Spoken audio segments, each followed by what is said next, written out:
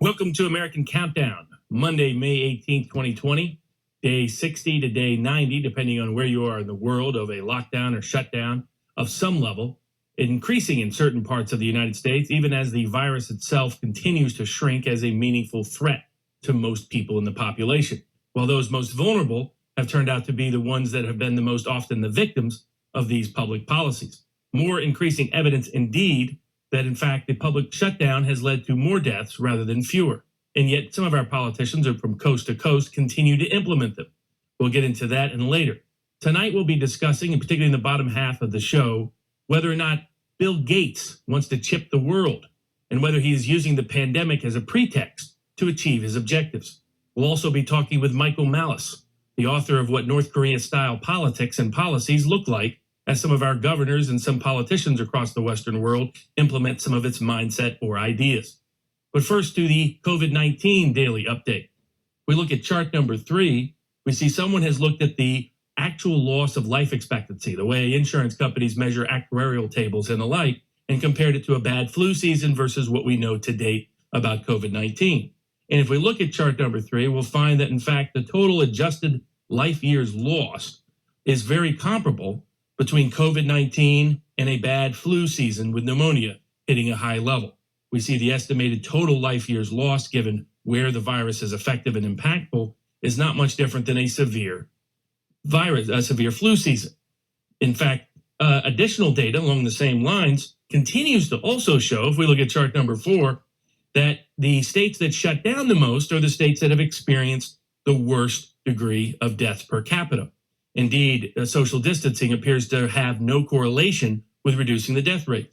In group 1, we look at those states that had the longest and most extensive state order. They have 32 deaths per 100,000 people. In group 2, we have people that shut down less. They only have 20 deaths per 100,000. Group 3, on average, only shut down for 40 days. They have only 16 deaths per 100,000 population. In group 4, people who shut down a month or less, it drops again to 8 deaths per 100,000. In group 5, those states that never shut down in the United States, includes Arkansas, Iowa, Nebraska, both Dakotas, Utah, and Wyoming, they have the lowest death rate, 5 deaths per 100,000. So the more a place shut down, the more its death rate increased, not decreased. Indeed, the same person who did this study went back and showed that this could not be explained by having a bigger outbreak prior to their state shutting down, because the death rate grew more in those places post-shutdown than it did in the places without a shutdown. If we look at other key metrics since April 1st, and looking at New York, we see the death rate has continued to dramatically decline, and it began its decline when people, prior to when they could have been infected prior to the shutdown. So the shutdown, the hospitalizations completely dropped off a chart. The death rate completely dropped off the chart. The number of people reporting positive in response to tests completely dropped off the chart. So as this virus continues to decline in effectiveness, independent of any shutdown, what are people in New York doing? They're extending and expanding the shutdown. The mayor of New York telling people that he'll pull them out of the ocean or water from swimming if they just go swimming, an activity that increasingly everyone recognizes poses no meaningful risk of the virus spreading. Indeed, if we look at the four most populous states by the numbers in chart number 6, see a comparison of California and New York and Texas and Florida. Texas minimized the scope of its shutdown. Florida did the same. And when we look at the actual chart data, we find that the California and Texas, of course, have higher state income taxes, bigger debt burdens despite that. And in terms of a death rate, the death rate is lowest in Texas and Florida, 2 states that had the smallest shutdown, whereas California and New York, the states with the longest shutdowns, have a much higher death rate, as well as being, of course, deeply in debt and having problems despite their income tax that they impose on the state. If we look at the share of deaths by nursing home in chart 7, we see how so many of the deaths, such as Pennsylvania, or 67% of the deaths come from nursing homes. Virginia, 60%. North Carolina, 61%. So we see these high death rates from a range of states coming from the nursing homes and assisted living facilities. The rate is only low in New York because they haven't been accurately reporting it from New York. And so we see again that the nursing homes, the most vulnerable location, was the one place they chose not to protect from this virus. Indeed, they increased the risk by sending people they knew had COVID-19 into the nursing homes without sufficient protective protocols to prevent the transmission of COVID-19, and then lock them in without them being able to go home to their parents or relatives or other family members or daughters or sons, as the case may be, or grandkids. That was not allowed, unless, of course, you were a connected politician like the Pennsylvania Health Commissioner. In the same time frame, when we look at what's happening economically, we have a quote, chart 8 from Fed Chairman Powell, who talks about what they've been doing. He was asked, is it fair to say you simply flooded the system with money? Powell answered, yes, we did.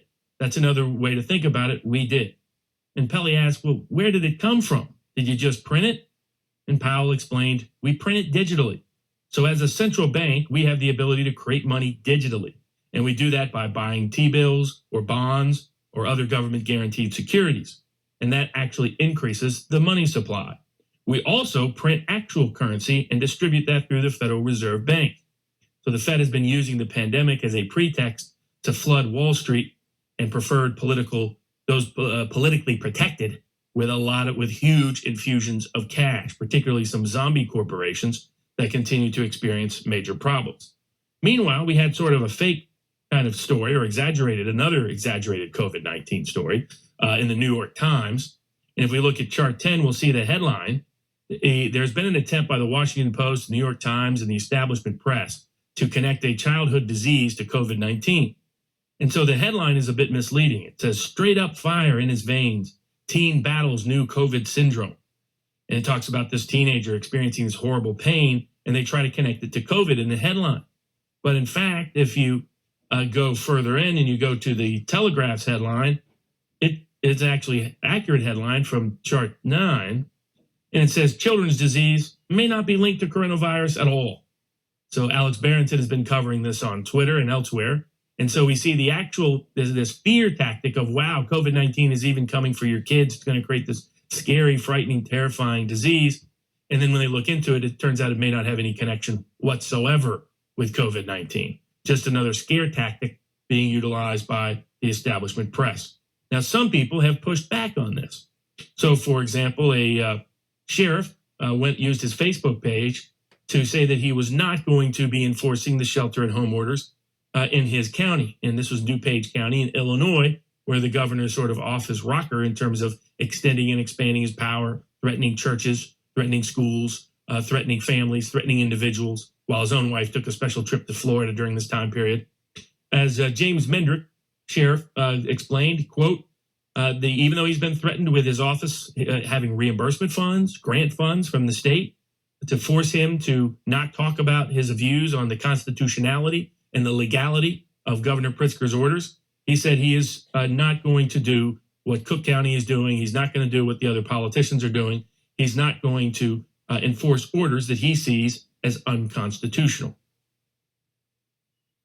In the same context, throughout the country, other parts of the country are experiencing expansive shutdowns. So we have increasing shutdowns in Connecticut, increasing shutdowns in New Jersey, increasing shutdowns in parts of New York, increasing shutdowns in Illinois and Michigan, increasing shutdowns in California, increasing shutdowns in Washington, where the governor is making a wide range of threats there as well to people, even though Washington has no serious outbreak and hasn't since the very beginning. It had an initial outbreak in a nursing home, then it fell off a cliff. All of the predictions of doom and gloom turned out to be incorrect and false. But more and more law enforcement officers are pushing back against this. In fact, a sheriff in New Jersey did precisely that. Let's take a look at video clip number 7, where the sheriff shows up. He knows the gym is open. He knows that violates the shelter-in-place order, a nice Orwellian phrase for house arrest, and explains that first he says, by the way, you're all in violation, but I hope you have a good day, and leaves. Let's take a look at clip number 7.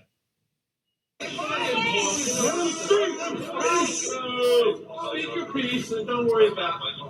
We are and we're only here for everybody's safety today. We plan for the worst, hope for the best, and it seems like that's what we have out here today. Normally, you were all in violation of the executive order. 190, On that note, have a good day. Everybody be safe.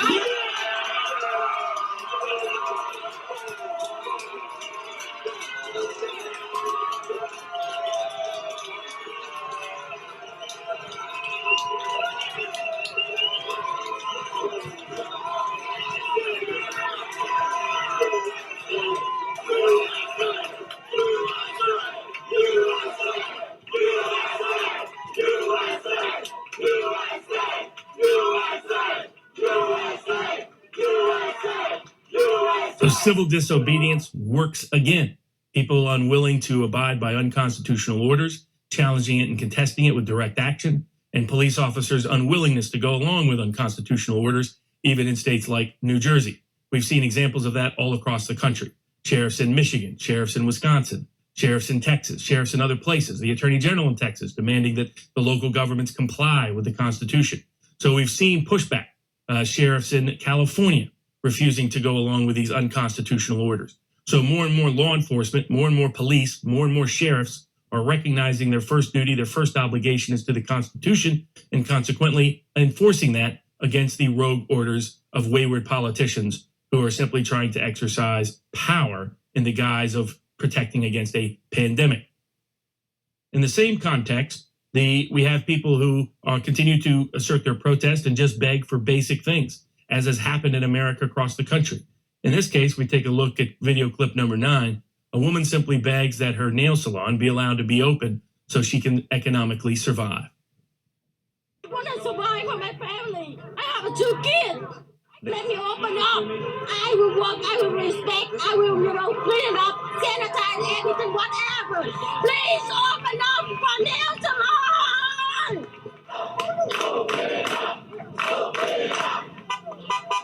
We're hurting. We've had 0 revenue for 2 months now.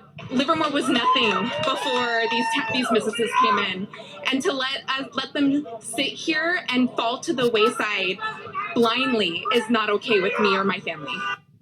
And then we have people that are still living in fear, such as the folks who decided to use bumper tables as a way to keep customers 6 feet apart in Maryland. Take a look at video clip number 8.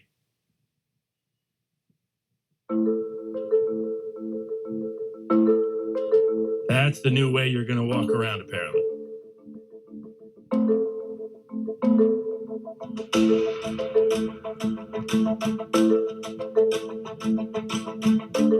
Indeed, we have an infectious disease of Karenism spreading across the country. As people increasingly try to rat out other people, apparently there have been over 200,000 calls to 911 trying to snitch out one's neighbors, people in the park, people in the street, people just enjoying their lives themselves to try to prevent businesses from reopening. And there's a good response to that in explaining the craziness of Karenism that's taken over. Let's take a look at a clip from Paul Joseph Watson. Let's take a look at clip number 3. In the age of social distancing, the Karen meme is enjoying a massive resurgence. Karen, an annoying, interfering female adult who complains about everything. Eden. Not social distancing. Okay, Karen. Eden. Not social distancing. Who is it? With who? Okay. Stupid bitch, sharp. Shut up, bitch! Stupid bitch, sharp. Not social distancing. That's not social distancing. She's literally sticking her arm out, putting herself closer to him. That's not social distancing. And yeah, I get the sanity of not congregating in huge groups of people, but this is 2 people in a field in the middle of nowhere. The dude on the bike is sticking to the path. He's the one traveling much faster. If you're that paranoid about Corona, Karen, move out of the friggin' way. Stupid bitch, sharp. Karens all over the world are milking the opportunity to inflict their petty enforcement of personal behavior on other people. Hey, it's Very much so, baby. It's Corona time. It's Corona time. Hey, it's Corona time right now. Okay, Karen. Also, imagine how cooked her boyfriend has to be to encourage this. Corona time. Hey, Somebody Corona wants the time right now. Corona. Oh, somebody wants the Corona. Yeah, and no doubt when you're getting pegged by your girlfriend, your face looks like this. Oh, somebody wants the strap on. It's not 6 foot when convenient. It's 6 foot at all times. Okay, Karen. Yesterday in the park, I saw a kid with a stick doing exactly the same thing with the approval of his mother, Karen. Oh, hey, Ted. Oh, hey, Marcus, how are you? Good. We out for a little run? Yeah, just did 7. Might do another 7, you know? Wow. Yeah. I don't want to hold you up. Hey, let's grab dinner sometime. I would love that. All right. You, me, Good Karen. seeing you. Absolutely. I mean...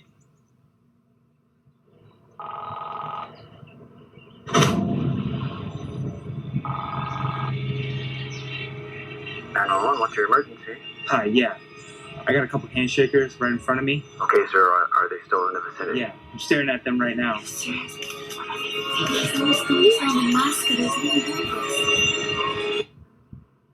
Run. I asked her to wear a fucking mask. Like, seriously, woman? This is the sort of insanity that is consuming large parts of American society, in this sort of Karenism disease that has infected parts of the country as well.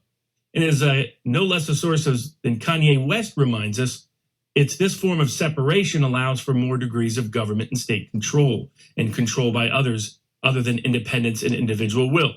Let's take a look at video clip number 10. You know, this idea of holding on to a number one spot, you know, when you've lost the ideal of holding on to that concept, you can leave the mountaintop finally and walk down and readjust and see what your position on earth can be. Now I understand that I'm a servant, and with my voice and with the information and my ability to build relationships, with that I have a responsibility to serve. You know, this concept of the selfish human, this idea of separation by race or gender or religion or age, or my favorite thing to hate, class. A band of thinkers that could remove religion, race, gender, and politics and somehow come together to find solutions for a broken planet. We have the resources as a civilization to find a utopia, but we're led by the most greedy, the least noble. You guys are being taught, without you knowing it, ways to separate yourselves from each other. If you're separated, you should be easily controlled. This humanity that I talk about, this civilization that I talk about, this future utopia idea that I talk about, can only happen through collaboration. You know, ideas are free, and you can't be selfish with it. People ask me, you know, how my daughter is doing.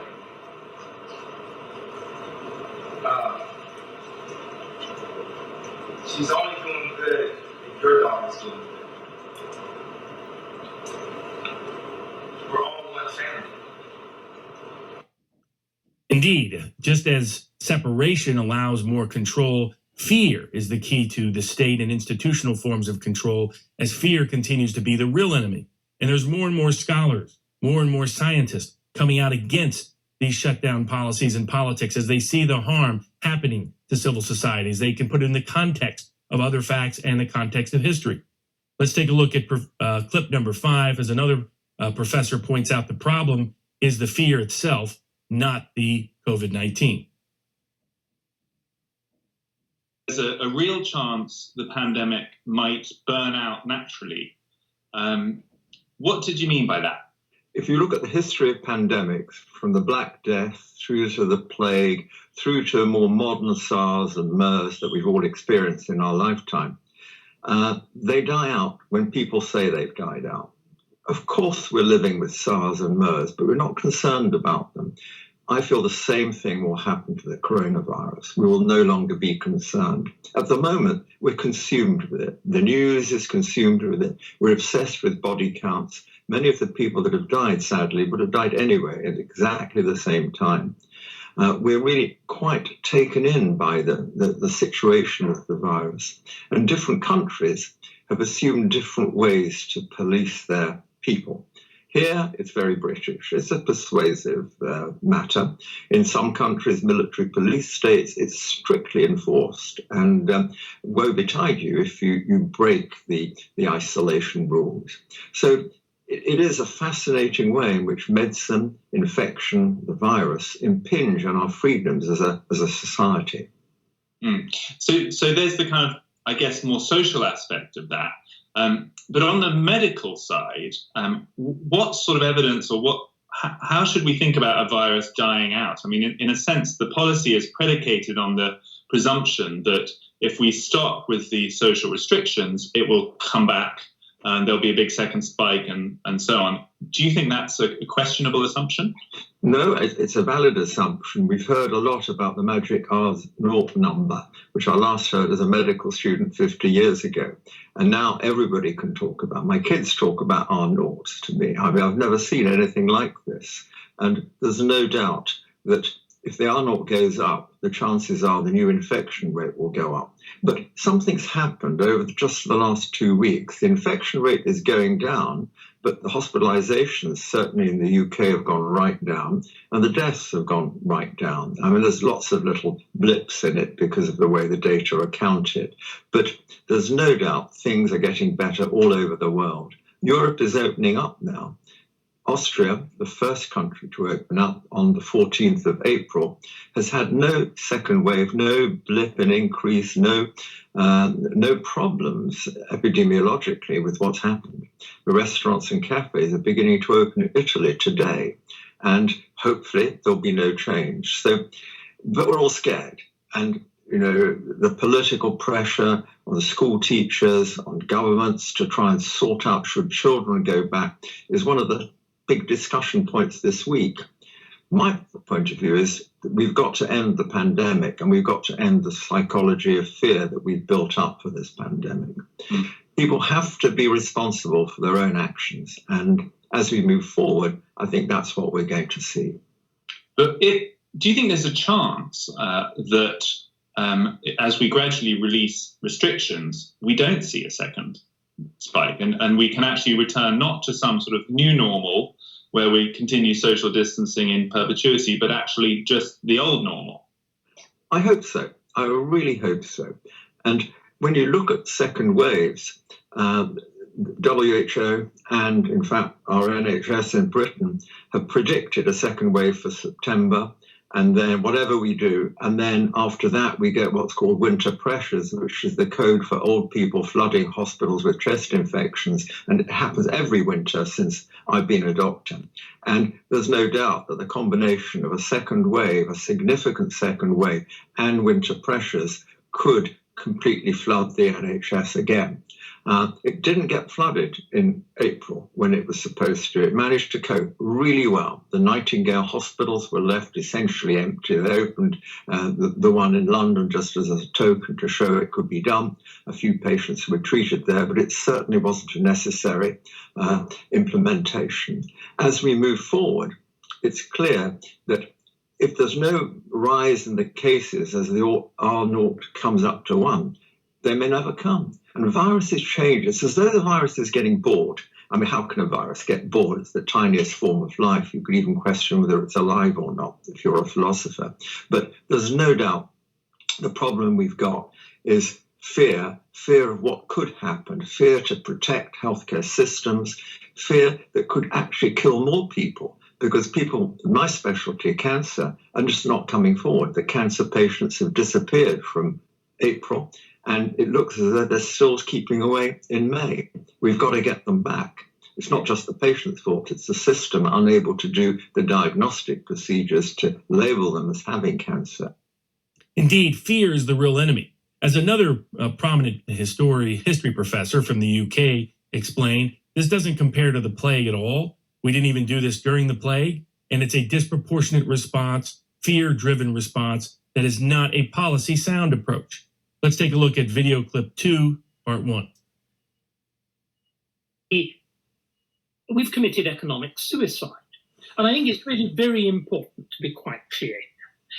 We talk about it as the COVID-19 crisis. It's not.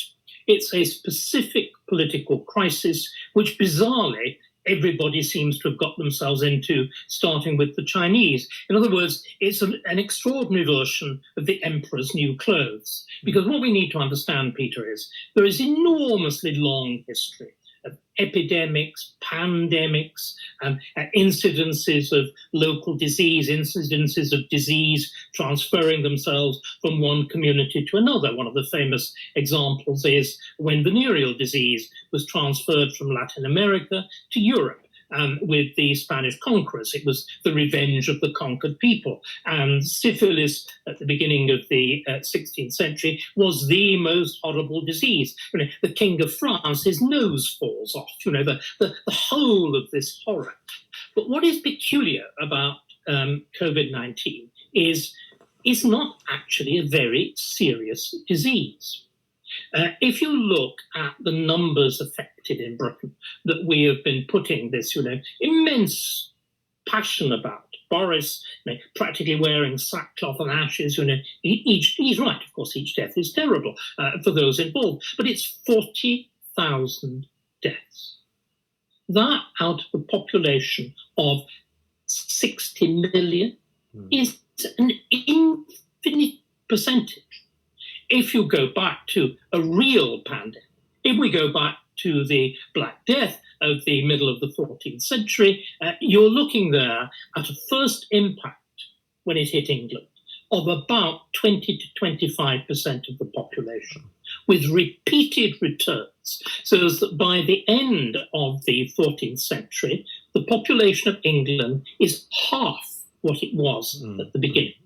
What is unique, in other words, about this pandemic is, apart from the fact it's rather small, is that the damage that it does is self-inflicted. Earlier plagues did inflict enormous economic damage. I mean, curiously, the Black Death did not inflict economic damage. Indeed, that's because they did not respond with mass shutdowns.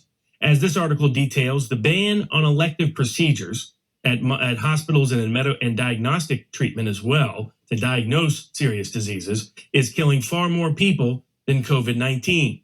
The article goes in detail about how the accumulated deaths correlate and correspond to the lack of elective medical care procedures. At the same time, increasingly there's a recognition, as even the U.S. Health Secretary recognizes, there's been no spike in COVID-19 in the places that have reopened, as we saw as the case in Europe as well. Meanwhile, the Mayo Clinic expects to lose $900 million in revenue this year from the loss of elective procedures. Meanwhile, those professors who challenge the pandemic policy response, such as Professor Witkowski, has now been banned by YouTube, as others have equally been banned from the gated institutional narrative. Meanwhile, additional studies show that COVID-19's staggering number of extra deaths in a community is not explained by COVID-19, but maybe due to the response to it. When we come back, we'll have Michael Malice, the author of Dear Reader, the author of The New Right, who went into detail about some of what statism does and how it can infect us, and whether North Korea-style policies and politics is a wise idea in the modern age of pandemic panic. We'll be right back with Michael after the break. Welcome back to American Countdown. Our guest tonight is the inimitable Michael Malice, author of Dear Reader, the expose about North Korean life that some of our Democratic governors seem to want to replicate in part these days with some of their pandemic policies. Also the author of The New Right, has a great podcast called Nightshade, and a great Twitter feed that is both fun and iconic at the same time. Michael, glad you could be with us. Thanks so much. Glad to be here. Could you remind people, in your book, Dear Reader, you go into detail about what North Korean life is really like. Could you remind people what statism looks like in the North Korean form? Well, the great Russian author Ayn Rand testified in front of the House Un-American Activities Committee in the 1950s. And one of the points she made is, to paraphrase her, it's almost impossible to convey to a free society what it's like to not be free. You can give them details, as she said. You can try to paint a picture, but they will never truly understand. And in a way, it's good that you don't understand what it's like to live in a statist society. As she put it, imagine what it's like when you're living in terror from the time you wake up till the time you go to bed, and at night you're waiting for the doorbell to ring, where anyone can do anything to anyone, and you know it, where human life means nothing. So I'm going to push back a little bit. We've got a long way to go before we get there in the United States. But unfortunately, that is the situation right now for the 22 million North Korean people. Yeah, could you describe what life is like right now, day to day in North Korea? I think it would be very hard for me to describe because North Korea is a very hierarchical country, right? So they divide everyone in the population according to what they call their Sungbun, which is a caste system, which means you're either part of the favored caste, the wavering caste, or the disloyal caste. This determines everything about your life, including where you live. The hostile caste is the lowest. So people in the hostile caste, for example, aren't even allowed to step foot in Pyongyang. I've been there. It's the capital city of North Korea. And I've met refugees who had to ask me, what's it like? Is it as beautiful as they say? No, it is not as beautiful as they say. So your day-to-day life will be determined from the moment you're born, and every aspect of your life will be very different. If you live in Pyongyang, cosmopolitan, citizen of the world, dress nice, have money, you're important. You know you're important because you live in Pyongyang. If you live in some of these other cities, it'll be very, very difficult indeed. And the problem is when you are the most vulnerable population in any nation, but especially in a country as degenerate, I would say, as North Korea, the vagaries of your day-to-day life could change drastically. It could go to one extreme as in the 90s when they had a famine, which 1 to 2 million people were starved to death by their own government, a genocide during our lifetime, or many of our lifetimes. Or it could be, it's, we're not clean, but we have some food and we get by. So that is an enormous disparity at the very bottom. At the very top, things are a bit more stable, but it's kind of describing what's life like for a typical American. You could be someone from Wyoming, Hawaii, New York, LA. Unfortunately, now it seems that there is actually a bigger consensus as to what life is like for a typical American. You stay home and you lock the door. Right, exactly. What's been your response to all of these policy proposals and some of what's happening in California and other places in terms of this sort of statism infection that seems to have affected some of our politicians?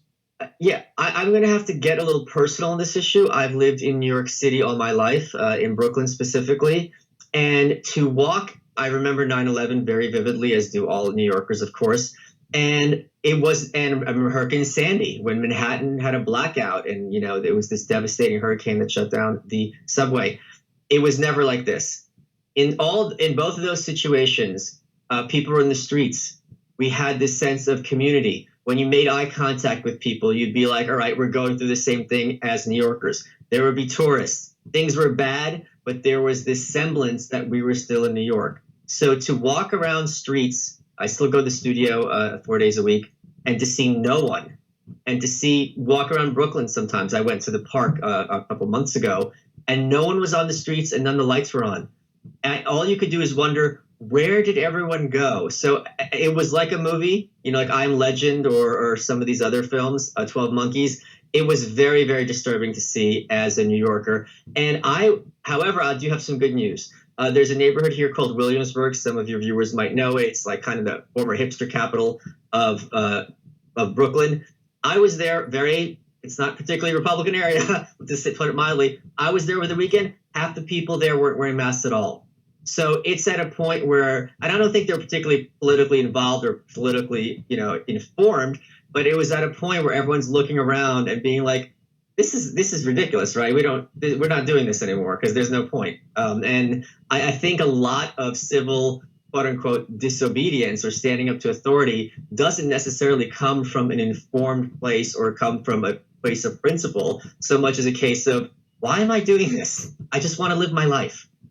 And can you explain, like people ask me why there isn't more resistance in a place like North Korea? Can you explain why that is so difficult to occur there? Oh, yeah. So I'll point out to everyone listening to this that your Twitter friend and your Facebook friend doesn't really understand North Korea. And it's perfectly okay to say, I don't know. That's fine. One of the problems with democracy is this claim that everyone has to have an opinion on everything, right? And one of the stupidest tweets I ever see is, why don't they just revolt? Yeah, just revolt. I mean, sure, the government has nukes, just revolt. North Korea is a surveillance society, and everyone in North Korea is slotted into some group. It could be your school, it could be your neighborhood, it could be the factory where you work. And once a week, they get together for what they call criticism and self-criticism sessions. And that means, and this is everyone in the country, it's almost impossible for us to wrap our heads around this, like I said earlier. Everyone has to get up and say, this is what I did wrong this week. I handed in my homework late. I spoke back to my mom, maybe. Then you have to have something to say about somebody else.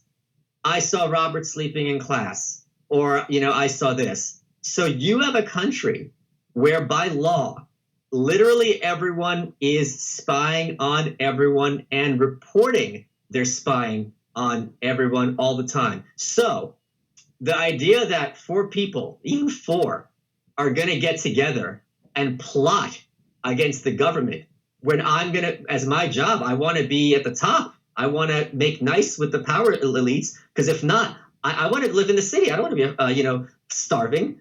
I'll be, hey, look, I saw Robert and 3 other people talking. I don't know what they were talking about, but it sure looked off. And then Robert, it's not that there's a presumption of innocence. Now you have to sit down and apologize and be like, oh, blah, blah, blah, blah. And you can't be too crafty about it, because then it's going to make you look even worse. So again, this is a nation where there's no rule of law, where there's no due process or things like that. In many senses, they've managed to outdo Stalin, because even Stalin.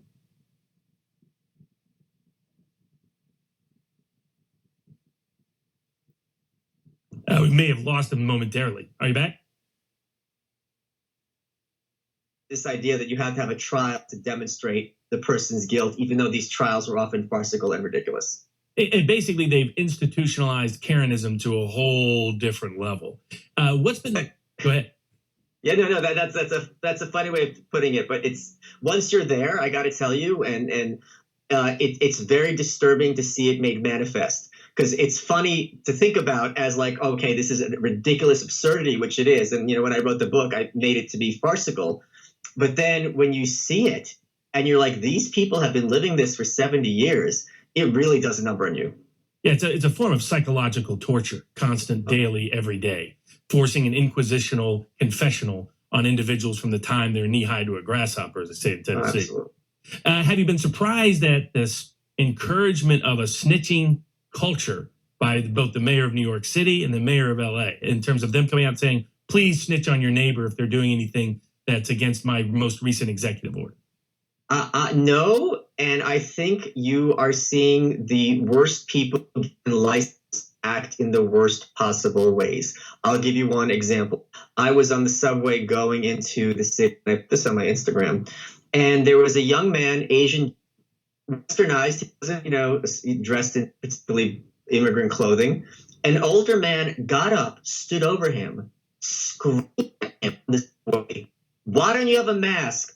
Go back where you came from. He used those words. Like, you shouldn't be here, blah, blah, blah. And I'm thinking, first of all, let's suppose this guy has a disease or is radioactive. Why are you coming close to him, right? If he's this terrible, walk away. And there's a lot of the authoritarian impulse. People ask how many of these countries happened, Stalinism, Hitlerism. We forget, those of us who are fans of freedom and fans of individualism, how many people are eager.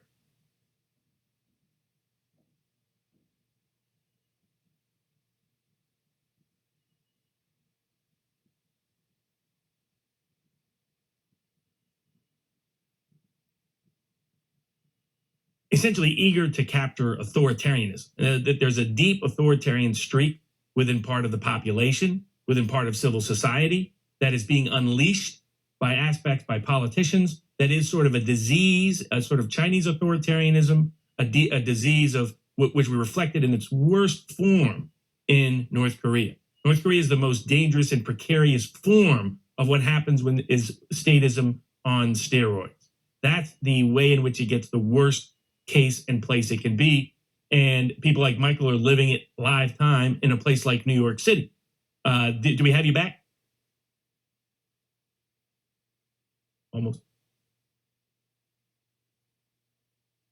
Do we have you back, Michael? Sorry, guys. Hey, no problem. The wonders of technology. There's all kinds. Now, these days, they want to use technology for surveillance purposes. How much does North Korea use? You mentioned it's a mass surveillance society. Does it mostly rely on internal informants, or does it also incorporate technological tools to achieve that? Well, North Korea has a problem just having basic electricity. So it is far more involved on having the populace act as enforcers of the state. But technology is what's winning the battle in North Korea. Let me give you an example. It is illegal in that country to... Can you scroll back to that picture? I think I might recognize that person. I'm not even kidding. No, I don't. Sorry. What they would do is they would watch DVDs together, right? So if you have a DVD from another country, this is really a crime in North Korea. So what the police would do is they would turn off the electricity to someone's house, then knock on the door, and that way you can't get the DVD out of the DVD player. They're caught red-handed. Now they have memory sticks. It's a lot easier to pull that memory stick out when there's a knock at the door than that DVD out of the DVD player. And that technology, which is very hard to trace. I mean, the amount of information you could have on a memory stick is, I think, all of Wikipedia, quite easily, is really an enormous thorn in the side of any establishment that is trying to present one point of view as some sort of absolute ideological truth. Yeah, you've been big on a wide range of topics, whether it's North Korea to the new right, in terms of breaking down the gated institutional narrative about who and what these people and places are. I've been impressed by the ability of the media and big tech to try to cabin and control the pandemic narrative in particular. What's your take on that? I think I agree with you in the very short term. But when this ends, and it's starting to end, even Italy opened up today. Italy was the country that was hardest hit in all of Europe. There's going to be a reckoning. And very quickly, what we had to go through is going to go away. And the consequences are going to remain, especially the economic consequences, right? And people are going to start asking questions. Why did we go through all this? Why were we told, Robert, you remember this, and everyone listening to remember this, we were told explicitly that even under the best case scenario, all the hospitals would be overflowed and there would not be enough ventilators. We were told this. I believed it. And frankly, if that's a possible scenario, you really have to bend over backwards to make sure not one person dies because of not having a ventilator. That is something that is a real crisis. But that didn't end up happening. And there's going to be a question of, wait a minute, we are still... New York is one of the restaurant capitals of the world. That means restaurateurs who are rich, and it also means servers, and busboys who are at the lowest end of the economic scale. They're all getting hit. You have entire industries that by law are not being allowed to operate. It's not going to be that simple to just turn the key and start it back up. People are going to be asking questions. And frankly, one of the best things about our divisive political system is that people are going to be glad to gin up the division and be like, you made this happen, explain yourself. Because there is going to a lot of choices that were made, and those choices are going to have to be answered for. So I can understand the overreaction in the short term, but the fact that still to this day, there are people who are like, this needs to go on interminably. It's nonsensical to me, and to most people, I think. And what do you think about the whole Elon Musk red pill that managed? It's been interesting watching all of that develop, watch the public reaction to it. What's your take on all that? So I'm very glad that people like Elon Musk and Rose McGowan is another one these are not political figures. I mean, a lot of people like to engage in political tribalism, Republican versus Democrat. Elon Musk does not identify with either of those parties. I've never seen him speak about either politics at all. Rose McGowan, sure, she's a feminist and ostensibly a leftist and a Democrat. She is not particularly a partisan figure in the sense of some of these others. And you can see how Rose McGowan, who maybe she's got a screw loose, and so do we all, She was the face of the Me Too movement, but as soon as she started targeting people that they wanted to protect, they fired her and cast Alyssa Milano. How is a Melissa Milano the face of this movement all of a sudden? Because Alyssa Milano knows how to stick to the script. So when you see, I'll remind all the viewers of Lisa Bloom, who was the attorney who just recently tweeted, it was Kathy Griffin's attorney, who Kathy Griffin later denounced, who recently tweeted out she believes Tara Reid, but is still going to vote for Biden, which is just something I could not wrap my head around, as opposed to, I believe Tara Reid, Biden should step down. That would make sense to me. She wrote a letter to Harvey Weinstein that was made public, where she suggested a strategy to, in the press, call Rose McGowan insane and a pathological liar while trying to make nice with her on the background and trying to pay her off and get her director's gigs. So this is the kind of people we are working with. So when you see this is being done to Rose, and when you see Elon, who is, again, nonpartisan, and he's advocating the red pill, and when people start asking questions, that is something that the corporate press cannot abide. I'm sure everyone listening to this remembers, if we didn't go into Syria tomorrow, there was going to be a genocide and all the Kurds were going to be killed. This was going to be a Holocaust in 2020. We were all told this. We didn't go into Syria, and they never mentioned the Kurds again. Remember the Dreamers? If we don't change the law tomorrow, we have to shut down the government. Those Dreamers have to have their legal rights preserved. Vanished. Children in concentration camps on the border. Remember this? You would think if there's a pandemic with an infectious disease and physical proximity, the first thing you have to do is get human beings out of concentration camps. My God, it'll spread like wildfire. We saw this happen in the Civil War on American soil. When soldiers are packed tight, that's the best vector for disease to spread. We saw it in World War I with the Spanish flu, where people were in close proximity in boot camp and they all caught it. Where are these kids in these camps? No one's talking about them because it's very clear that these are being used for political purposes, just like Greta Thunberg. The only group that likes to use human shields more than Hamas is the corporate press. Yeah, no doubt about that whatsoever. And in that same context, as you watch what's happening civil liberties wise in New York, where you have the mayor saying you can't even politically protest me outside City Hall. What's your thoughts on that? I have to say that a lot of people on the right think the left is a monolith, that every Democrat's interchangeable, every Democrat's the same. And I will tell them, well, you like Trump, right? So that means you like Jeb and Mitt Romney. So to have Governor Cuomo, who is a hardcore partisan, lifelong partisan Democrat, he's gone against de Blasio in many ways. De Blasio was talking about having us locked in our houses. Cuomo said we're not going to have that. And Cuomo has spoken positively about President Trump. So de Blasio is really bad, especially by standards of the left. He'll be gone next year. And very often in New York, when you have these kind of reformist governors, whether it's like Mayor LaGuardia back in the day, Rudy Giuliani starting in the 90s, and then Bloomberg basically being his protege, something everyone seems to forget, they are sworn in not because people want to vote Republican. They're sworn in because people are desperate to react against what had been prior. And New York has been doing pretty well for a long time, but they're doing a great job trying to destroy that which makes New York special and unique. Broadway's gone, the restaurants are gone, the crowds are gone, Times Square is gone. I mean, everything that draws people to New York, they are making sure it doesn't happen. And to some extent, I think and I think most people, I think it's a huge reaction. There was a result recently that says something like 25% of New Yorkers are testing positive. That number might even be higher. So what we're seeing is the fatality rate, and this is at this point common knowledge, I believe, the fatality rate for this virus is much, much lower in terms of percentage than what we had been told and promised. And though it is awful that so many people are losing their lives, we have to be able to make economic decisions rationally, because there's no scenario where if the economy is opened again, no one else is going to die. That is literally not possible. And how well do you think New York ultimately will bounce back from this, both short term and long term, both in terms of mindset and in terms of everyday economy? Because I'm hearing some restaurants and businesses may never reopen. I am very, very concerned because I know I was with my friends over the weekend and they're all ready to move.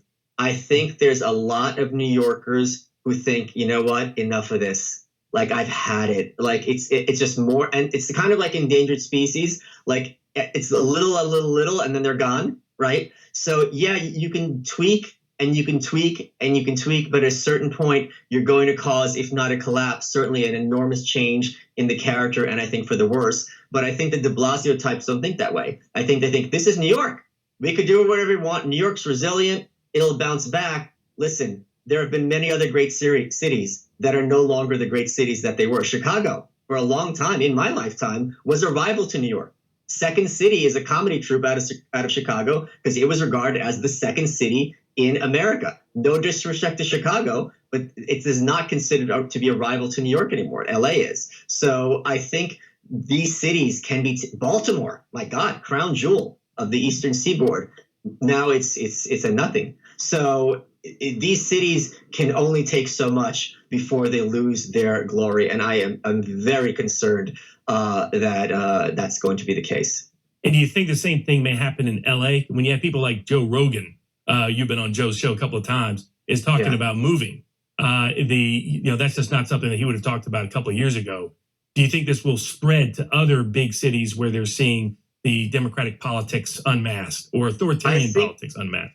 Yeah, I think there are a lot of times in American history where some city which had been kind of neither here nor there becomes a city because so many creative people move there en masse because they're sick of established cities and being like, we're going to go here because these places can compete on price. They can compete on maybe weather, whatever it is. They'll have some advantage. And it draws young people there who are going to make their own scene and make that city a thing. And I think that given the rents, you forget Corona. Given the rents in San Francisco, the rents in New York, and all the nonsense and the rigmarole, de Blasio was talking about us having composting in our own homes. I mean, is there any better way to attract roaches to your house than having literally rotting food in your own home? But this is the level of disconnect these kind of people behave with, where they just think every aspect of your life is subject to their whims. And if you don't like it, too bad. You wanted to live in New York. You knew what you signed up for. So I think there is a lot of overreach. And if Joe Rogan is saying that, I don't know how serious he is because he has a family, of course. But that is certainly a signal to other people to be like, you know what? We don't need this. You know, you're not in New York and we're having a show perfectly fine. So it's at a certain point, it's like, why am I putting up with this nonsense? So what about yourself? Do you think you'll stay in New York, or are you looking at moving to greener pastures? I don't know how to drive. So that would be a big problem for me. I figure I can learn how to drive. I am a guy. But I got to tell you, it is certainly becoming tempting. A lot will depend on this next election. Because if we get another, de Blasio is out of here next year, as I said, if we get another de Blasio type, and they're just making it worse and worse for the people who make New York special and easier for the people who make New York worse and more homogenous like every other city, that's going to be a huge impetus for me to get my ass to somewhere else in this country. Where do you think you would go? That's what we were talking about over the weekend. The question is, what is the city that is inexpensive, that is up and coming, where we can make our own scene? And I don't know what that would be, but it sure as hell isn't going to be LA, I'll tell you that. We'll be right back with Michael asking about the future of the presidential election as well. And we'll be right back with him. So come back with us after the break to see what Trump's prospects are in the era of pandemic politics. Welcome back to American Countdown. We're with Michael Malice. You can find his books in a wide range of places, including Amazon and other locations like New Right and Dear Reader. Follow his podcast, Nightshade. You can also follow him at michaelmalice.com and on Twitter, where he has one of the more engaging Twitter feeds, though many of the people following sometimes don't recognize what he's saying, so which makes it even more comedic value to the equation. In this, you're mentioning that technology could help free North Korea in certain respects. Because technology has always had this inherent divide between its power to empower the individual and its power to power the state against the individual. In this context, we're seeing big tech discriminate in a much wider range in terms of what they're allowing as a gatekeeper on Facebook or YouTube. What do you think that ultimately shakes out as in terms of empowering individuals or empowering centralized institutions in that ongoing battle for free thought and free speech? I am very, very hopeful about the future of this country, especially vis-a-vis free speech. Because when you have people like Elizabeth Warren discussing how this is unacceptable and Facebook does these things, it's very interesting how it plays out. The players are not how one would think. And there's an enormous asymmetry, and here is why. A murderer isn't killing someone 24 hours a day, 7 days a week. If I kill someone once, I'm a murderer, right? Same thing with being honest. If I am dishonest in a big way even once, that is really going to have someone look at me very differently, as even though it's a small percentage of the things I say. So when you have Facebook, I know Candace Owens just today had her lawyer write them a letter. If you have Facebook disingenuously declaring articles to be fake when they're, let's suppose, an opinion that someone doesn't agree with but can see as an opinion, that is a very dangerous warning label for them to put on for the sake of the Facebook brand. Because now it's like, okay, instead of saying this is fake, this is just telling me this is something Facebook doesn't want me to believe. And very quickly, the credibility and an organization, establishment organization like a Facebook or like an ABC would have goes by the wayside when the layman looks at this and being like, wait a minute, this isn't fake at all. And here's an example. During the campaign, when President Trump said, oh, Hillary Clinton bleached her server, right? And they go, oh, he didn't bleach it. She didn't bleach it. She used a program to scrub it clean. He's lying. And you look at that, you're like, I don't know what's wrong with you, but no one is perceiving President Trump or Donald Trump at the time thinking that Hillary Clinton took her server, got the Clorox out, and poured bleach over it. So when you have these kind of gotcha games, then it becomes less about looking for truth and more about controlling what people can read and see. And when you have a genuine crisis like this coronavirus and are forbidding people to look at information that questions what we're supposed to do, when in an emergency, the very premise, which is very known, is let's all sit down, throw out any crazy idea we have just to get to something that might work. I mean, that's how brainstorming sessions operate. To have entire swaths of opinion being thrown out and being glad to be used that heavy hand in terms of this virus, that tells me a lot and tells most people a lot about how these corporations operate. And let's take it one step further. Whoever's the president is going to have the power to declare war, is going to have the power of the economy, taxation, economic policy, the budget. But war is a big one.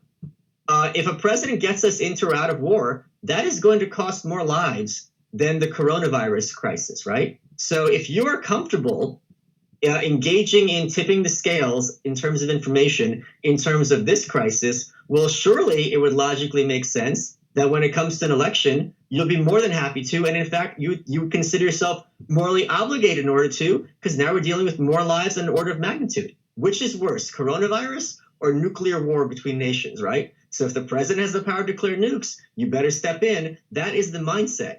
And when you realize that these actors, these agencies, think of themselves in this way, a lot of people, regardless of where they stand politically, are going to be very, very uncomfortable. And those are the ones whose opinion matter. The average person doesn't care. They don't think about these things one way or another. They're just going to follow the crowd. So they're kind of irrelevant. But the people who are critical thinkers, regardless of their politics, are going to look at this and be like, whoa.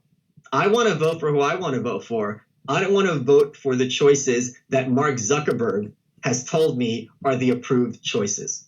So it becomes almost self-discrediting. In that same context, I was curious from your experience in North Korea. Like in Cuba, I found a lot of people who did not believe the state at all anymore because of the way in which they tried to engage in this form of censorship or control. If tomorrow, North Korea, they were allowed to flee, how many of them do you think really believe in the state propaganda versus harbor serious doubt? It is very, very hard to determine, because if they would let on to a foreigner, I mean, North Korea is the most nationalist country, most xenophobic country on earth, and proudly so. This is not words I'm ascribing to them. They boast about how they're racially pure. This is their worldview. If one of them let on to an American or to anyone, a fellow North Korean, that they're skeptical, as I talked before the break, that's the first thing that person would bring up at that weekly meeting and say, over there, Jilin told me she doesn't believe what the newspaper said. And North Korea, the great leader Kim Il-sung, the founder of North Korea, said class enemies must be exterminated 3 generations. So in North Korea, your entire family's punished.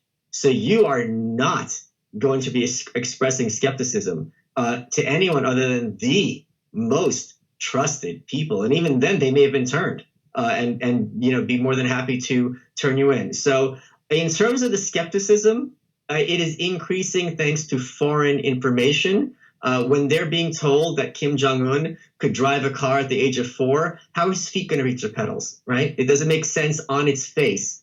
But again, they know enough to smile and nod. And again, North Korea also is a very age-driven country, like many Eastern countries, right? You respect your elders. It's a function of age. It means wisdom and all these other things, multi-generational. Kim Jong-un is a kid. So even that is very odd for them. And that's why he dresses in such a retro way. His haircut is a throwback to his grandfather, the great leader Kim Il-sung, who was the founder of North Korea, trying to emulate him as much as possible, at least visually, to give them the message that, this is a continuation instead of some, totally new thing. How realistic is Trump's belief that he can get a manageable deal with North Korea? Oh, I think it's very realistic. I think they are explicitly and constantly, because they're very, very poor. So the reason I was able to go to North Korea is because they produced nothing of value. And after the collapse of the Soviet Union, they were no longer receiving payments in kind from the Soviet Union and from China. So now they are in desperate need of hard currency for international trade. And one of the ways to get that is, all right, let's bring in foreigners here and show them around, right? So they would be very hungry to have some sort of a deal. But of course, and as President Trump realizes, that deal, and this is why they'd be suspicious of a deal in their defense, that deal is going to have with a lot of strings attached, both in terms of human rights, transparency, and other things. During the 90s, when the famine hit, the UN, which is hardly some sort of Trumpian organization, left because North Korea wasn't allowing them to see what was going on and wasn't allowing them to help them with their food. So they would be eager for a deal, but at the same time, they're not dumb. And they know that if they denuclearize, look at Libya and look at these other countries, if the American government was against any one of our viewers and that American government said to you, turn over your guns, even though we've hated you for 7 years, it'll be fine, you would be like, I don't know. I think I'll hold on to this for now. So our prior conflicts of overthrowing people has led to the inability, to a certain degree, to get a good deal done. Well, also the fact that the Korean War, which they call the Forgotten War here with good reason, was absolutely devastating to the entire Korean population. In the North, you had, the North Korean army, but you also had Stalin's Russia and Mao's Chinese army. In the South, besides the South Korean forces, you had the UN and the United States. And when you have that one little country in between, it's the size of Pennsylvania approximately, and all these armies on top going back and forth, I mean, the countryside was leveled. I mean, the devastation was absolutely enormous. And this is very much still part of the entire Korean consciousness, but especially the North Korean consciousness, where it's discussed incessantly. So there is a huge level of, wait a minute, these guys came here and tried to kill us all, as they would present it. Why are we allowing them any kind of mechanism to try to finish the job that they started? So do you think, in terms of the presidential election upcoming, given all of this that's taking place, what do you think Trump's prospects are, and what do you think the election will shake out as? And in particular, do you think Biden will be able to stay as the Democratic nominee going through this process? I am very intrigued. First of all, I'm very impressed with how the Democratic Party got Biden the nomination. He was in, 4th or 5th in Iowa, something like 5th or 6th in New Hampshire. So you're DOA, right? Any other candidate would have folded at that point. Then he wins South Carolina, sure, but every single poll had Bernie winning every state except for Minnesota, Klobuchar's home state, on Super Tuesday. And for that Monday, for Klobuchar and Buttigieg to fold and endorse him, and for all the Democratic voters to get the message within 24 hours and put Biden over the top, that was a very impressive feat of political engineering on behalf of the Democratic Party. Now, it is tricky to try to get this carcass over the finish line because the man cannot finish a sentence. It is very unfortunate to see. I would encourage everyone to look back to 2012, not that long ago, when he was running against Mitt Romney and Paul Ryan. He had a debate against Paul Ryan. Paul Ryan's no dummy, no matter what you think of him personally. He's certainly not inarticulate. And Biden held his own. Now there were even these debates where everyone else is trying to run out the clock because this is your chance as a candidate. You want to get ding, ding, ding. You always hear the bell because they're going over. And Biden would stop himself and be like, oh, I'm out of time. Because he's not very good at being able to hold a thought together, which I think quite clearly is a sign of his advanced age. I can't imagine what that debate stage is going to look like with Biden against President Trump. He couldn't handle his own with Mika on MSNBC on Morning Joe when she was asking very basic questions about Tara Reid, and he just stopped and stared at her. It was something I've never seen a politician in front of a camera who wasn't desperate to run their mouths for an hour. This is something that is without historical precedent. No doubt about it. Yeah, what do you think Trump's prospects are? I thought before the pandemic policy responses, they were very good. Now it's sort of we're in an uncharted territory. I think they're actually quite good. I think especially they're going to be good because Biden's been invisible. They've had him in a bunker, right? He's been hidden. The focus has been exclusively on the coronavirus. November is 6 months away, 5.5 months away. That's even before there were the first votes and I was 5.5 months away. That's how far away it is. You know what I mean? So I think if you see Kayleigh McEnany and the fact that President Trump realizes this is what's glorious. I'm so impressed that he was tweeting out, I'm not running against Joe Biden. I'm running against the media. And to have that be portrayed correctly as the villains in the picture is very, very smart. And it's going to disarm what would have been one of Biden's biggest strengths, which is having the media portray themselves as objective and entirely slant their coverage in favor of the Democratic candidate or in favor of the Republican candidate of their choosing. So I think he's going to do quite well. And I think an example of this is Kavanaugh.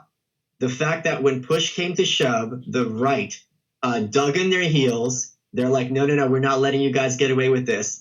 The last time I went back and looked, the last time the Democrats nominated a senior citizen other than Hillary Clinton was James Buchanan in 1856. It doesn't happen. And it's very hard for me to imagine the enthusiasm for a Joe Biden that there would have been even for a first female president under Hillary Clinton. Obama, I mean, he was the second coming and so on and so forth. So it is, if you look at 2012, there are lots of Republicans who are like, oh, God, Obama's the worst. I'm going to vote in anybody. And there's plenty of Democrats who are thinking, oh, God, Trump's the worst. I'm going to vote in anybody. But that does not win you an election. That just gets your people to the polls and everyone else sits at home. And if the Democrat people are sitting at home, Trump will win. Exactly. And then on vote by mail can only save them so far.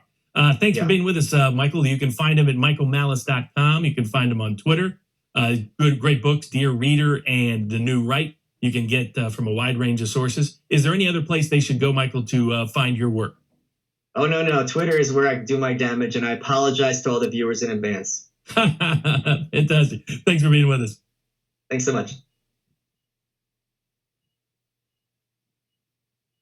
Indeed, in terms of the media gated institutional narrative continues to fall apart in a wide range of places, including a new COVID-19 death dispute. The Colorado coroner admitted that the state had been mischaracterizing various deaths as COVID-19. Indeed, people out of Colorado admitting that they've overstated it by as much as 25% or more. In addition, there's increasing people on the political left questioning and challenging the institutional narrative concerning COVID-19, as this article is entitled, The Left-Wing Case Against Lockdown, citing George Orwell and the Orwellian response and reaction so many public officials have taken in response to the pandemic as dissent and civil disobedience continues to grow. Meanwhile, there's this, the New York Times is even admitting hospitals knew how to make money, then coronavirus happened. What really happened is then the lockdown happened. The New York Times, throughout all of their pieces, I read the Sunday New York Times, used to do that as a habit. If you go through them, they often blame COVID-19 for what the lockdown did. What the lockdown did is help sink hospitals all across the country, with more and more rural hospitals talking about closing for good and excess deaths accumulating due to the lockdown, not due to COVID-19. Meanwhile, Israel is already returning their kids to school, as other countries in Europe have done. So why aren't we doing it here in the United States? In the same context, there has been another series of documentaries being produced by the Corbett Report, and we're going to break that down again tonight.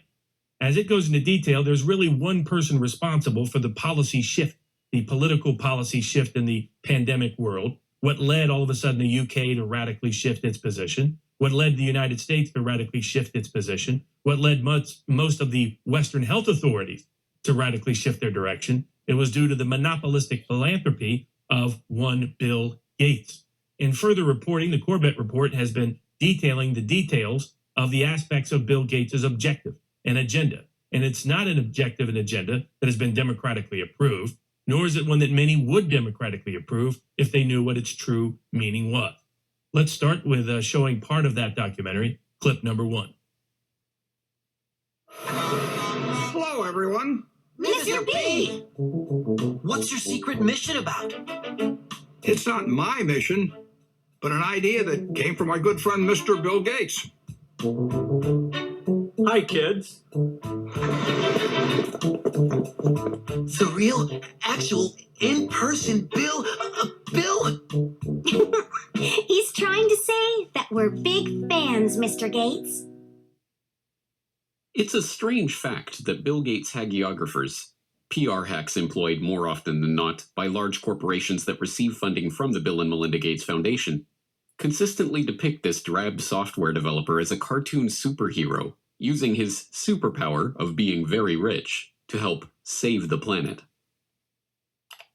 Behind closed doors on this New York campus, a secret gathering of some of the world's most powerful people. Gates, Buffett, Bloomberg, Winfrey. It was like the Super Friends. In the great hall of the Justice League, there are assembled the world's 4 greatest heroes. But these cartoon-fueled puff pieces reveal more than they know about Gates and the other mega-rich philanthropists they are attempting to idolize. They reveal that the idea of the selfless billionaire do-gooder is a work of fiction so unbelievable it is only fit for Saturday morning cartoon fare. As we have seen in our first 2 explorations of Bill Gates' role as global health kingpin, the seemingly selfless generosity of the Gates family through their eponymous foundation has in fact greatly increased their own wealth, with Bill Gates' personal net worth having doubled in the past decade alone. But the takeover of public health that we have documented in How Bill Gates Monopolized Global Health, and the remarkably brazen push to vaccinate everyone on the planet that we have documented in Bill Gates' Plan to Vaccinate the World, was not, at base, about money. The unimaginable wealth that Gates has accrued is now being used to purchase something much more useful: control. Control not just of the global health bodies that can coordinate a worldwide vaccination program, or the governments that will mandate such an unprecedented campaign, but control over the global population itself. This is an exploration of Bill Gates and the population control grid. You're tuned into the Corbett Report. From a journalistic standpoint, Good Morning America's inane report on the secretive billionaire meeting that took place in New York in 2009 was a failure. It listed some of the meeting's attendees and their combined net worth. Gates, Buffett, Bloomberg, Winfrey, together with others at the meeting, including George Soros, Ted Turner, David Rockefeller, they're worth more than $125 billion. It turned to the senior editor of Forbes for a soundbite about what it would be like to witness such an assembly of wealth. To have been in the room and see this meeting of the minds really would have been a fascinating thing. And it dutifully reported the participants' own stated reason for holding the meeting. That much money, that much power around one table. It begs the question, what were they doing? What were they scheming? Total world domination? This group, together for 6 hours, was talking about charity, education, emergency relief, global health. Before wrapping up with another juvenile appeal to comic book superhero lore. The new Superman and Wonder Woman, the super rich friends, not fighting bad guys, but fighting for good nonetheless. For Good Morning America, John Berman, ABC News. Yes, from a journalistic standpoint, Berman's report was an utter failure. There was no attempt to question the participants about the meeting, no space for any criticism of these billionaires or questions about their motives, no adversarial journalism of any kind. But as a PR piece, it was brilliant. It leaves the viewer with a vague sense that some kind of gathering took place somewhere in New York in which rich people, who, let's not forget, are superheroes, talked about charity.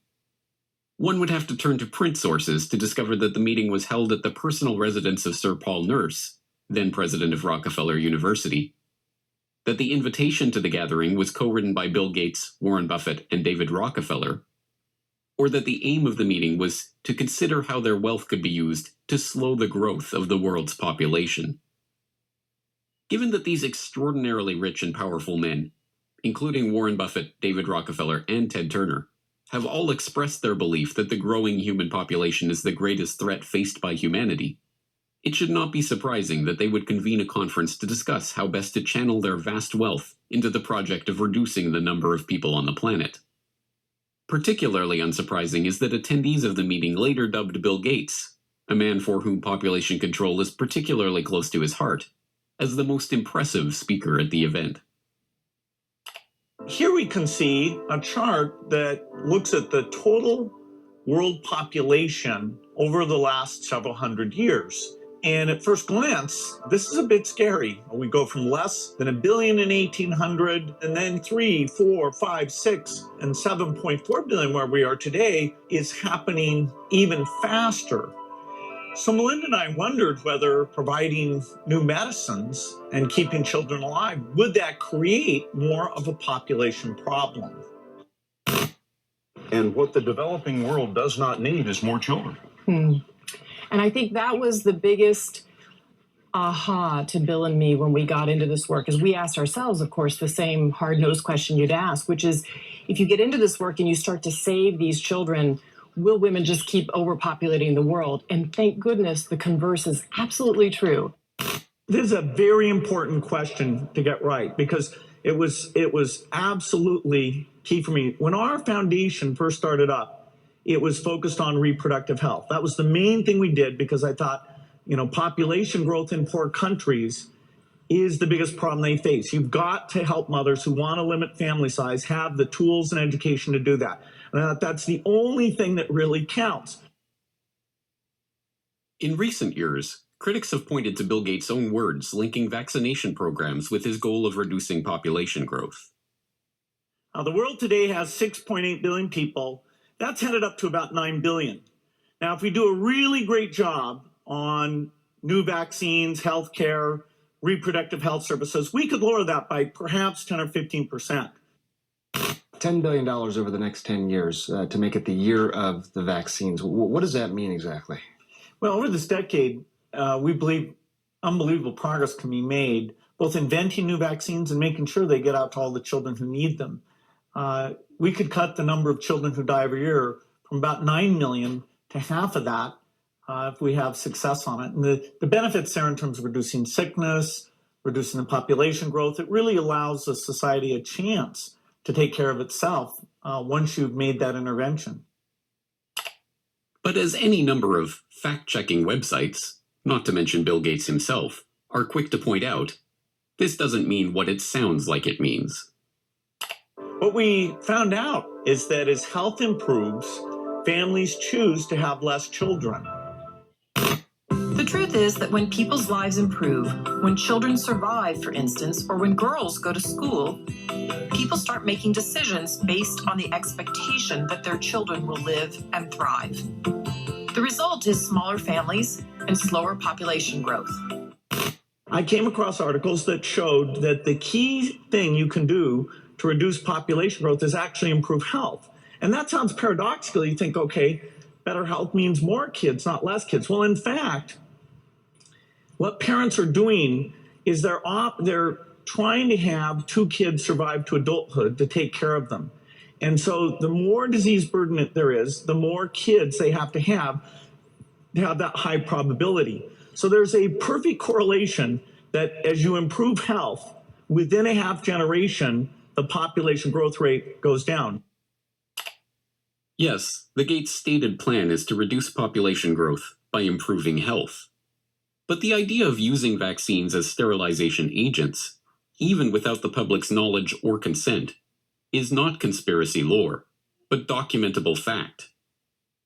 In its 1968 annual report, the Rockefeller Foundation addressed the problems of population, lamenting that Very little work is in progress on immunological methods, such as vaccines, to reduce fertility, and much more research is required if a solution is to be found here.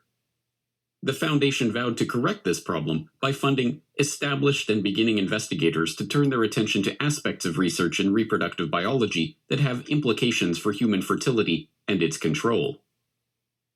This was no empty promise.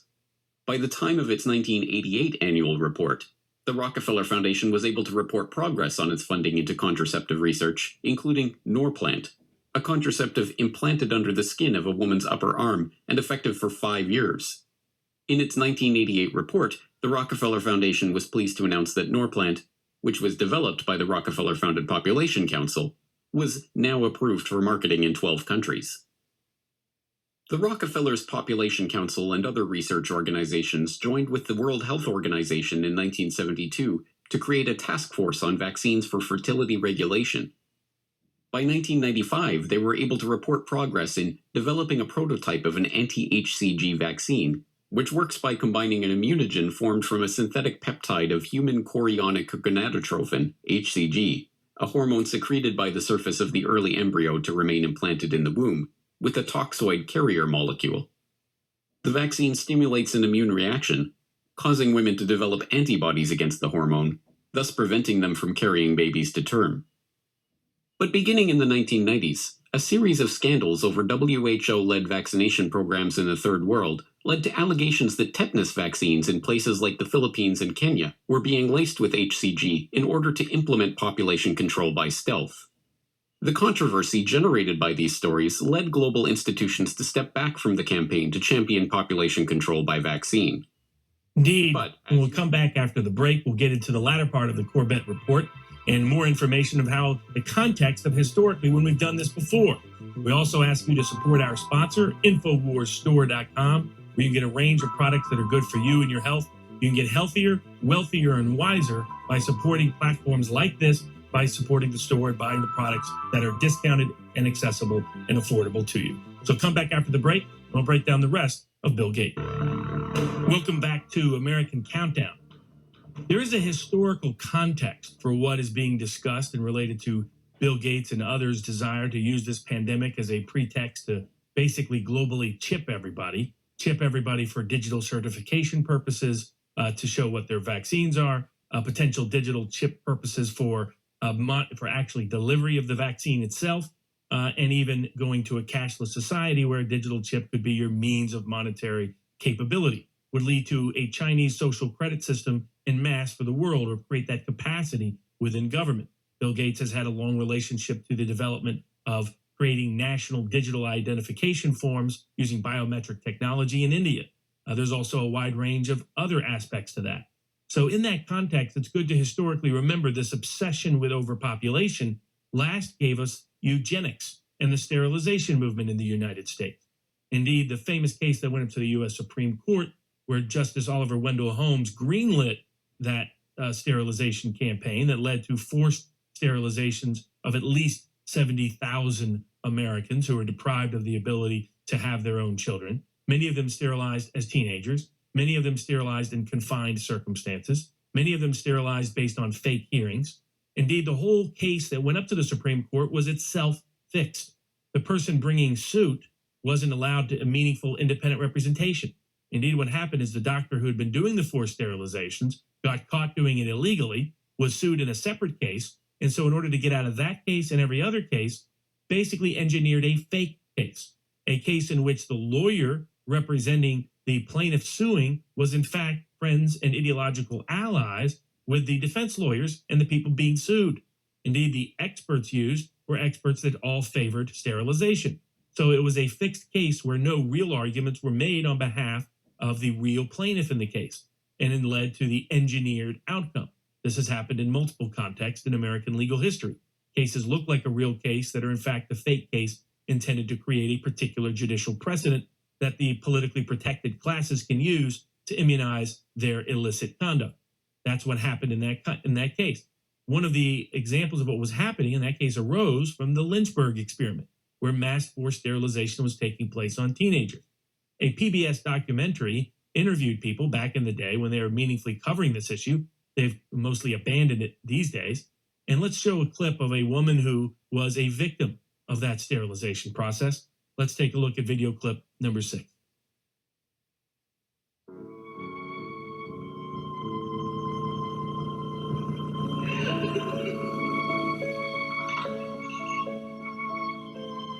Punishments at Lynchburg were severe. One of the most frequent was the blind room. Tiny cells where inmates were placed in solitary confinement for up to 90 days. Their heads were shaved, and they were made to wear a hospital gown. The cells contained nothing except a mattress and a bucket. I didn't like it then. I run. And when I come back, they put me in this blind room. Put me in there, and I stayed in there for a while. And they get somebody was mean, another patient was mean, and put them in the blind room with me. Make them stay in there with me, and I was scared to death.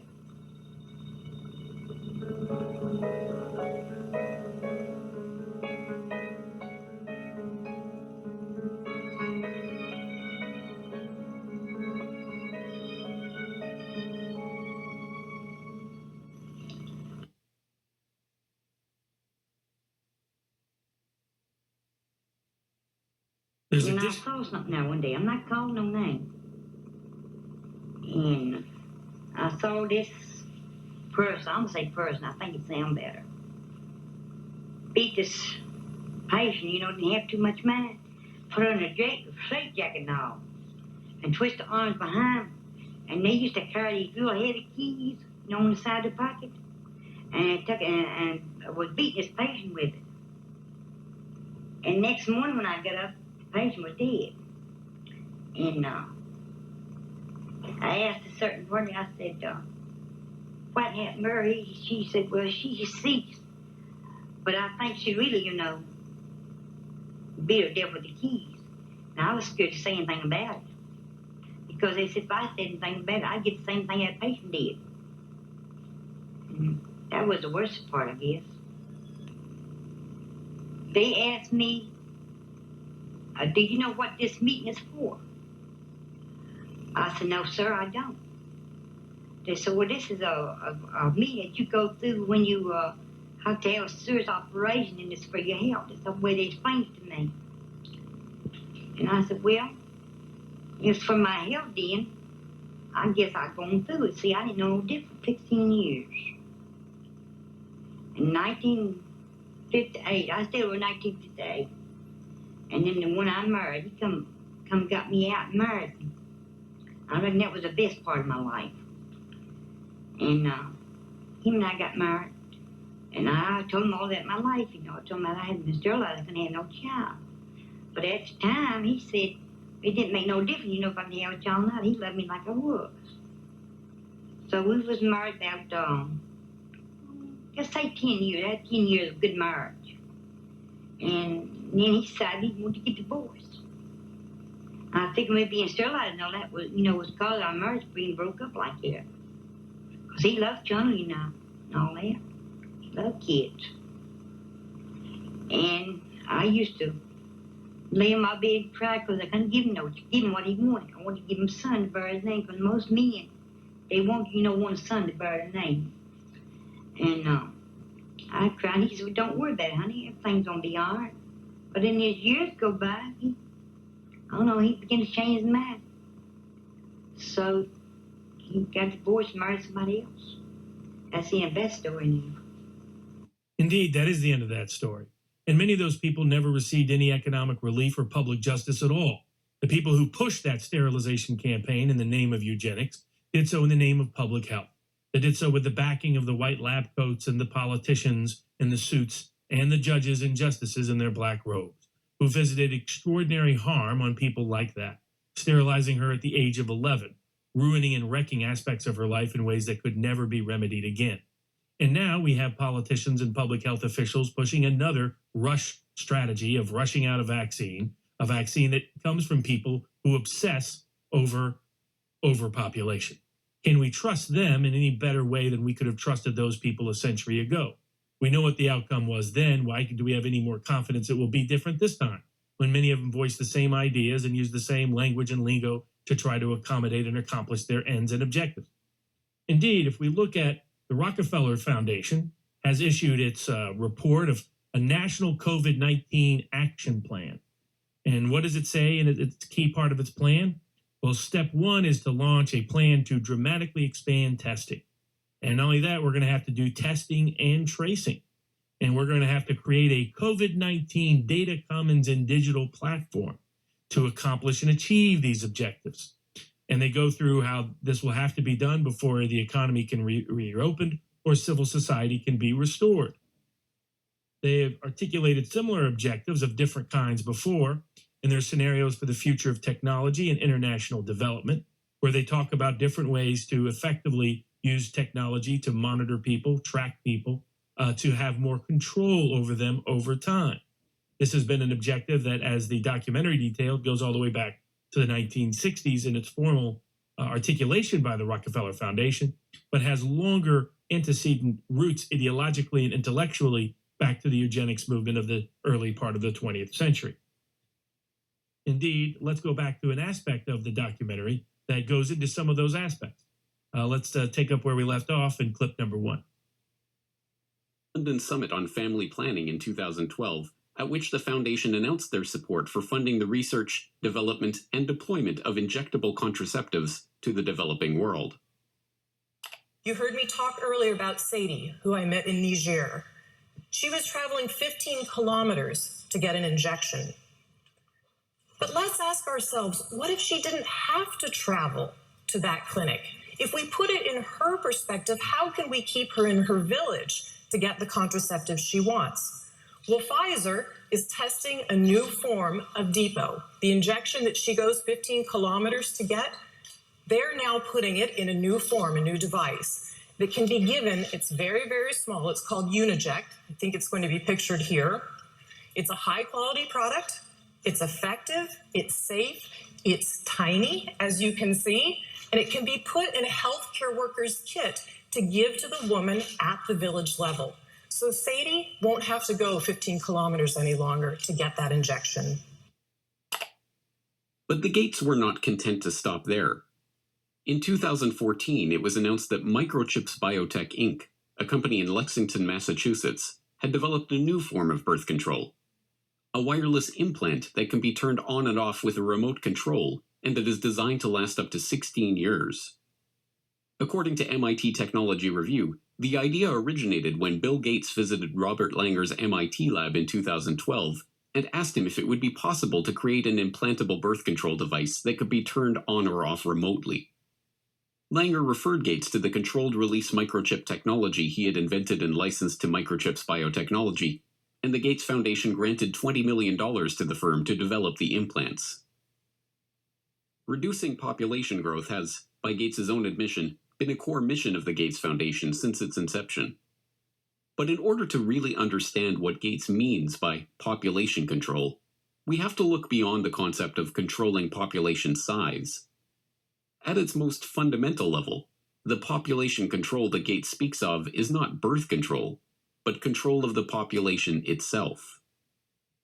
In order to understand the broader population control agenda and how it ties into the Gates Foundation's plans, we have to look at a puzzling development that took place in 2017.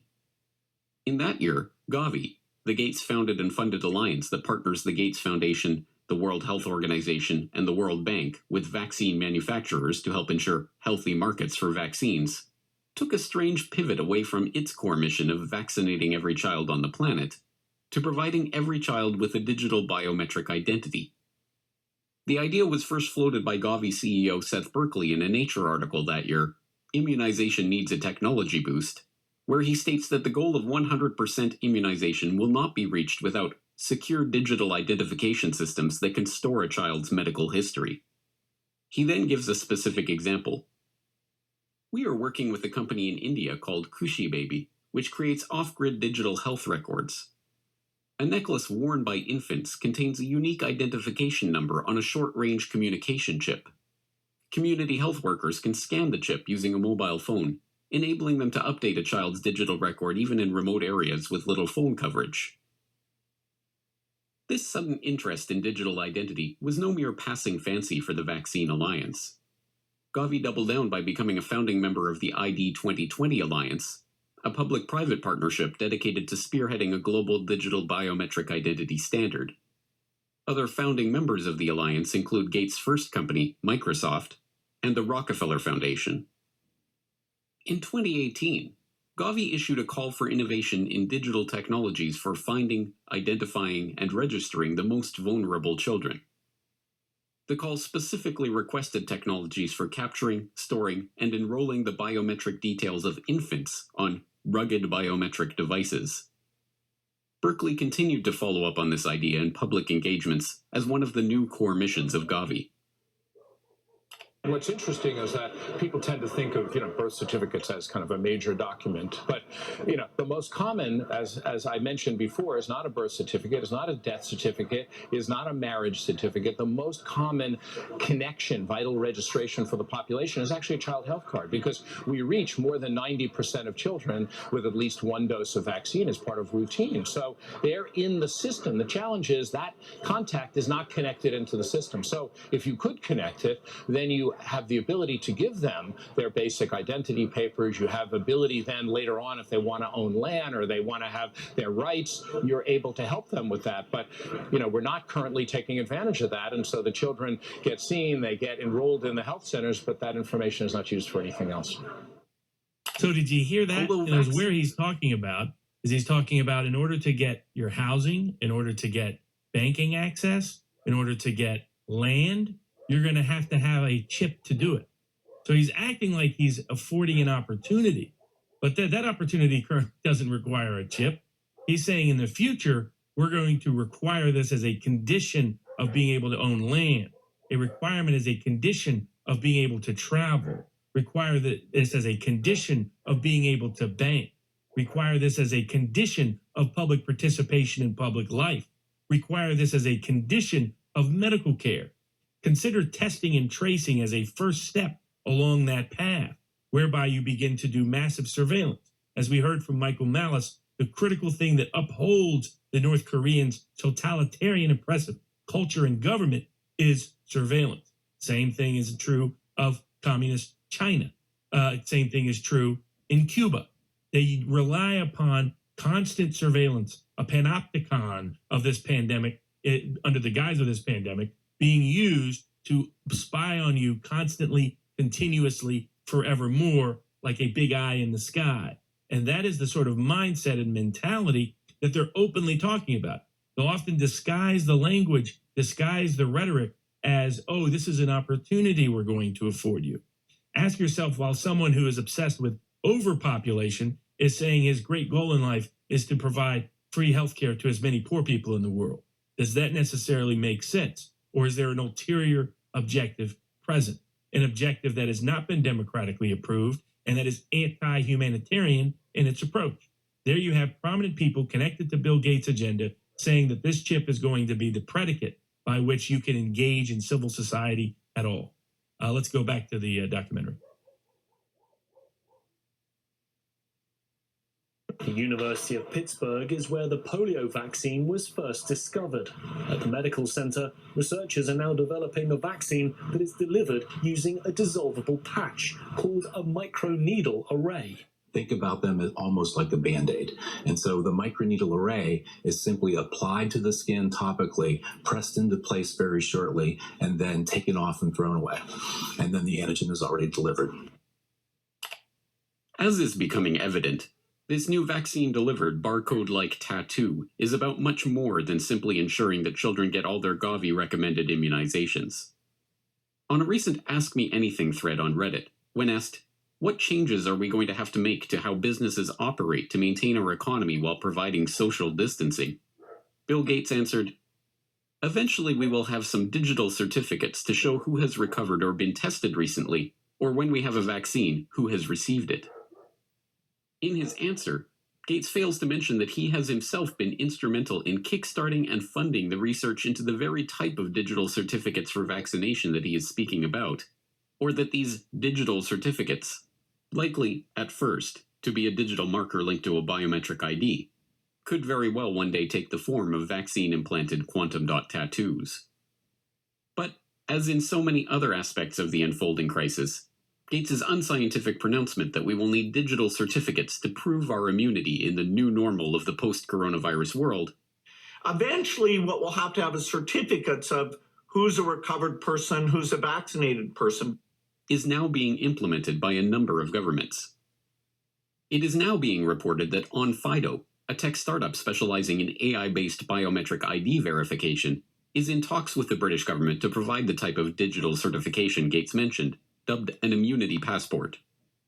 The proposed system would require would-be workers to use the OnFido-provided app to scan their face or other biometric data, link that information to a SARS-CoV-2 antibody test, or, eventually, proof of coronavirus vaccination, and then have their picture taken and immunity verified every time they wish to access a restricted space or work environment.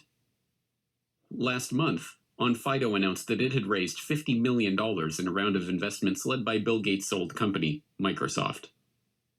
But this is not Gates' first experience with the field of biometric identity. A decade ago, the government of India began what has been called the largest social experiment on Earth, enrolling over 1 billion people in the largest biometric identification database ever constructed. The project, involving iris scanning and fingerprinting the entirety of the Indian population, recording their biometric details in a centralized database, and issuing them a 12-digit identity number that could be used to prove residence and access government services, all within the span of a few years, presented an incredible societal, legal, and technological challenge. It's no surprise, then, that the person who was brought in as the chief architect of the Aadhaar project when it was launched, Nandan Nilekani, co-founder of Indian multinational Infosys, is also a longtime friend of Bill Gates and a partner with Bill and Melinda Gates on a philanthropic venture called Co-Impact, which supports initiatives to address major social challenges at scale. Nilekani's involvement in Aadhaar has even made him one of Gates's heroes, featured in slick video promotions produced by the Bill and Melinda Gates Foundation. Indeed, in fact, as you dig in, you will find this repeatedly, that key actors in public health roles all around the world, in this digital control world, in this digital chip world, come back to Bill Gates' money, Bill Gates Foundation, Bill Gates' role. He is the guy that unites Imperial College with the IHME out of the University of Washington, with Fauci and Birx at the CDC in here in the United States. He's the one that ties all of them together. He's the one that ties together the reversal of public policy. He's also been talking about this now for decades, his experimentation in using vaccines, allegations that he laced those vaccines with sterilization products in Kenya by the Kenyan Catholic Church officials there, allegations against him in India that he was killing people because of his misuse and abuse of vaccines. His demand now that vaccines and everybody connected to COVID-19 be given immunity, but particularly vaccine makers around the world. Why do you need immunity if, in fact, there's nothing wrong that you're doing? Imagine if I came to you and said, look, we're going to give this guy complete immunity from any crimes he's ever committed in the past and any crimes he may commit in the future, but it's not because he's ever committed any crimes, and it's not because he ever will. Why then exactly does he need a complete blank slate immunity? Yet that is precisely what we've already given a lot of vaccine makers in the United States since the mid-1980s. Indeed, after the last flu pandemic-driven, panic-driven vaccine was such a debacle, the swine flu vaccine pandemic of 1976, which led to rushing a vaccine into the public marketplace, led to far more deaths and neurological harm than the virus ever did. And that led to a bunch of lawsuits that forced them to settle it. Not long thereafter, in the early 1980s, that led to a movement to immunize vaccine makers from everything they ever do, including their creation, distribution, how it's distributed, who it's produced by, how it's manufactured, how it's sent from one location to the next, how it's given. Vaccine, everybody along the entire vaccine supply chain was given an extraordinary level of immunity that is unparalleled and unprecedented in American legal history for a private enterprise. And to this day, the only place you can get for relief is a special vaccine court that's not a real court. It's not an Article III judicial system. It's not a system that is protected by constitutional provisions in any adequate manner. It is not a provision that you ever have a jury trial right. And even then, with all those limited constrictions on remedies and rights, in just the last 2 decades, the U.S. government has had to write more than $3 billion in checks to people that have been injured by vaccines that are supposedly completely safe. Just because there are many vaccines that may be completely safe or largely safe and produce far more benefit than harm does not mean every vaccine is. And yet that is what has become the vaccine industry logic. It has become that you can't challenge. All you have to do is take a drug, put the label vaccine on it, and magically and mystically, it's supposed to be completely immune from public policy criticism, just as it is legally immune from any damage. Does that really make sense? And isn't that really what the objective and agenda is here? Especially if we contrast it to what Daniel Horowitz has called the biggest lie in the COVID-19 context. If we look at the chart, when they look at who actually gets sick, what's the risk of hospitalization, what's the risk of death, we see for people under 30, 0.3% risk of even going into an ICU, even lower rate of death. The same with people between 30 and 40. It only gets at any higher level when you're over 60, and for people under 60, less risk than, in fact, a viral flu. So what we have is a Bill Gates-driven agenda where he met in secret with a bunch of people, including powerful, influential folks. Why was the meeting in secret if it's nothing? If it's just charity? Who needs to have a secret meeting to just do public health? Unless the objective is something other than what it's being pitched as, something other than what it's being promoted as. A Bill Gates world is not an American-driven world. A Bill Gates world is a world driven by technocrats who are dictating policy and politics to the rest of us in an anti-democratic manner, and they're using this pandemic as the political pretext to push their anti-democratic, anti-human agenda. We shouldn't go along. We should be like those New Jersey store owners that opened up today, assert American independence and freedom is our real right going forward.